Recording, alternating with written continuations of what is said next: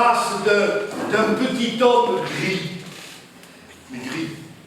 Comment vous dire gris? C'est-à-dire pantalon gris, veste grise, chemise grise, mine grise, qui d'ailleurs fumait du petit gris, et qu'on appelait le Louverti. En fait, le Louverti, la seule chose qu'il ait jamais eu de coloré, c'était sa mobilette. Ouais. Non mais attendez, bleu. Vous voyez le bleu motomécane? Il y en a qui ça parle le bleu motomécane. Vous voulez savoir ça? Non, c'est parce que ça vous donne l'âge moyen d'un public. Ah si, le bleu motomécane, eh ben, il en avait une là, tu sais, une motomécane bleue, tu sais, ce bleu pastel, ce bleu passé, ce bleu tarn, ce bleu gris. Avec le bouchon chromé, à l'arrière les sacoches de vieux cuir dont les rabats remontent à cause du soleil et de la pluie, vous voyez, comme les oreilles d'un chien de chasse là, au moment de l'ouverture. Vous l'avez là, hop, là comme ça. Ah, la mobilette au Louverti, ouais. Oui, la prenez une fois par semaine, une seule, le samedi. Voilà, au marché à Saint-Giron. C'est incroyable, vous avez connu le Louverti. Mais oui, mais évidemment, alors on dit pas pour aller au marché de Saint-Giron. Non, on y met ce je ne sais quoi d'émerveillement pour aller au marché de Saint-Giron. Parce que alors, toi qui es du Comminges, tu le sais qu'il y a ce phare de la culture là qui est le marché de Saint-Giron. C'est quelque chose, il faut l'avoir connu, il faut comprendre, c'est-à-dire que pour ceux, tout le monde le connaît. Il y en a qui connaissent pas le marché. Magnifique. Alors, le marché de Saint-Giron, essayez d'imaginer le truc, c'est-à-dire il faut comprendre que le Couserans, dans son entité, dans sa globalité, a eu une histoire un peu particulière. C'est-à-dire que dans les années, on va dire, 68 et demi, vous voyez à peu près, quand toute la jeunesse européenne s'est précipitée vers le Midi pour refaire sa vie, parce que tant qu'à refaire sa vie, autant la refaire au soleil. Donc en gros, tous ceux qui ont raté l'Ardèche ou le Larzac, par un effet d'entonnoir, se sont retrouvés à Massa. Massa. Tu sais que là, et que quand tu le dis, Massa. Je ne sais pas comment vous raconter Massa, je ne sais pas si c'est nécessaire. Si, une anecdote très simple, Massa. Nous avons à Foix, parce qu'il faut bien gagner sa vie, des spectacles médiévaux. Vous savez le genre, son et lumière, cavalcade, 25 € l'entrée, vous voyez à peu près quoi. Et là, dans l'équipe des figurants, se trouve une dame qui est en robe médiévale, elle est bousculée par un cheval, traînée sur une dizaine de mètres, la robe est déchirée, elle est maculée de boue, la coiffe de traviole et 2 côtes cassées. Bon. Et comme elle est sur la scène, il faut bien qu'on fasse venir les pompiers pour l'évacuer quand même. Alors les pompiers arrivent, le public applaudit, persuadé que ça fait partie de la mise en scène, on la charge, on l'évacue pendant que les autres, à cheval, continuent à se battre joyeusement. Et là, on l'amène aux urgences de l'hôpital de Foix. L'hôpital de Foix qu'on appelle le Shiva. J'ai jamais compris pourquoi il fallait tant de bras, tu sais, pour soigner les gens. Mais enfin, bon, là, on l'amène au Shiva et on l'amène aux urgences. Et là, il y a le médecin des urgences, imaginez la dame, hein. Vous la voyez là, oui. Hein, la robe elle est médiévale, déchirée, maculée de boue et la coiffe de traviole. Et il met ses gants comme ça, il la regarde longuement et il lui dit « Vous êtes de Massa ?» Vous voyez, vous comprenez, hein, voilà, vous y êtes. Alors il a eu une ambiance, ce qui fait que quand cette population est arrivée comme ça dans le massatoire, il y a eu clairement un rallongement des chevelures. Hein. Ça a été très net, très net. Et puis, faut-il dire, oui, peut-être, le développement d'une graminée, comment dire, non réglementaire, vous voyez. Et alors ça crée une ambiance quand tout ce monde se trouve au marché de Saint-Giron, tu vois. C'est-à-dire que, évidemment, si tu achètes des gâteaux au hasard,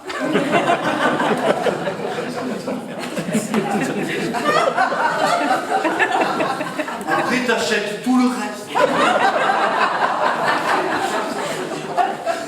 Et c'est là où descendait mon Louberti, quand même, au marché de Saint-Giron, où j'ai quand même vu, moi qui vous parle, parce que je fais de la collecte, j'ai vu deux petits vieux encastrés sous le béret, tu sais, sous l'avancée de toit du Café de l'Union, tu vois. Et l'un avait un parapluie à la main, l'autre pas. La question est d'importance parce qu'il pleuvait. Il pleuvait des cordes. Alors, le premier, le sans-parapluie, il dit à l'autre, eh bien, allons-y. Et l'autre, il pleut. Eh bien, tu as le paraplège, allons-y. Et l'autre, non, il est coincé. Il est coincé ton parapluie. Eh oui, depuis peut-être 10 ans. Et pourquoi tu l'as pris alors? Je ne savais pas qu'il allait pleuvoir. C'est ce marché-là dont je vous parle. Et c'est là où le Louberti descend avec sa mobilette bleue chaque samedi, vers la fin du marché. Pas pour faire ses courses. Le Louberti, il a son jardin, il a ses poules, il a ses vaches. Qu'est-ce que tu veux qu'il aille faire des courses? Non, non. Le Louberti va au marché pour chercher quelque chose. Quelque chose qui se perd sur la place d'un marché. Alors, ni pomme ni poire, bonne charge. Les mots. S'il y a un truc qui se paume sur une place de marché, c'est les mots. Démonstration. Quand Odette, la vendeuse de pastèques, elle s'installe en face de Polo, le vendeur de poulet, à chaque fois ça lui fait quelque chose. Qu'est-ce que vous voulez? Elle a le béguin pour Polo, Odette. Alors elle lui parle, elle lui parle d'étal à étal. Et si elle lui disait tout simplement les choses, si elle lui disait qu'elle aimerait bien être sa poulette qui se ferait embrocher, vous voyez quelque chose comme ça?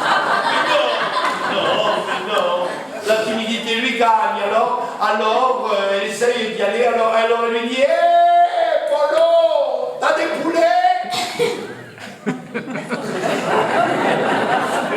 En termes d'approche, c'est discutable. Il vient vendre les poulets, qu'est-ce que tu veux? Oui, évidemment. À part répondre oui, ça bloque tout, tu vois.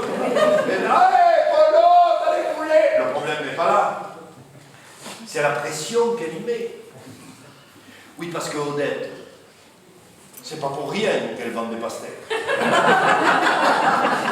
Ce qui fait que quand elle y fout la pression, mon Dieu, la phrase, elle a comme ça, la parfaite part, comme ça, à la verticale. Elle monte, dépasse les platanes, dépasse le clocher de l'église, gagne le ciel bleu. Elle arrive dans le cosmos, la phrase Apollo.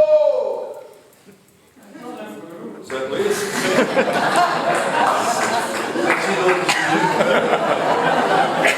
et c'est là où elle se souvient, la phrase Apollo, qu'elle a une mission. Et qu'il s'agit de revenir jusqu'à Apollo. Et alors elle replonge vers la planète, elle pique vers Saint-Giron, elle ne se trompe pas, tu vois. Et là, quand elle arrive là où l'attendait Polo n'y est plus. Polo n'y est plus, depuis le temps qu'elle était là-haut, Polo n'y est plus, il est allé boire le coup au Café de l'Union avec les collègues. Ce qui fait que la phrase, comme elle a plus son destinataire, là, Polo dans les poulets, paf! Elle se fracasse sur le goudron. C'est le drame. C'est le drame, parce qu'un mot par à droite, un mot par à gauche, les mots eux-mêmes se disloquent. Mais vous n'imaginez pas. Imaginez un P de poulet. Un P de poulet qui se retrouve séparé de son houlet natal. Mais vous imaginez le drame quand même. Il a toujours vécu avec son houlet, le P de poulet. Et sans son houlet, qu'est-il? Un peu de vent perdu, quoi. Voilà. C'est affreux pour lui. Alors il est là, blotti sous une cagette, tremblant, à se dire: qu'est-ce que je vais devenir? Il faut que je trouve un autre mot pour vivre. il pourrait se vivre dans le pays de Apollon. Saint-Géron. Hein, il voit passer 2 uniformes, il se dit je serai le paix de police. Oh, le matin. Poulet, police. Sensation de réincarnation, cercle, vous voyez, c'est pas. Alors mon paix de poulet, il attend, il tremble, et c'est là qu'intervient le vieux Louberti. Le vieux Louberti s'en vient sur la place du marché pour chercher les mots tout cabossés, perdus, les phrases orphelines et les pauvres lettres dont plus personne ne veut. C'est lui qui les ramasse, qui les collecte, qui les cueille, et puis il les met dans la sacoche de cuir de sa mobilette motoricane. Et quand elles sont pleines, il s'en remonte à la ferme là-haut. Et le soir, à la fraîche, le Louberti récupère tout et, avec ses petites lettres orphelines qui tremblent d'avoir perdu leurs mots, il leur retricote des appartenances, vous voyez. Il fait des mots que personne n'a jamais entendus, mais qui valent tout dire. Et ensuite, avec ces mots-là, il fait des phrases. Et ces phrases, au Louberti, naturellement, elles font des histoires. Et il se trouve que moi, je sais le chemin du Louberti. Alors les histoires, je les ai. Si vous avez des oreilles, on peut s'entendre.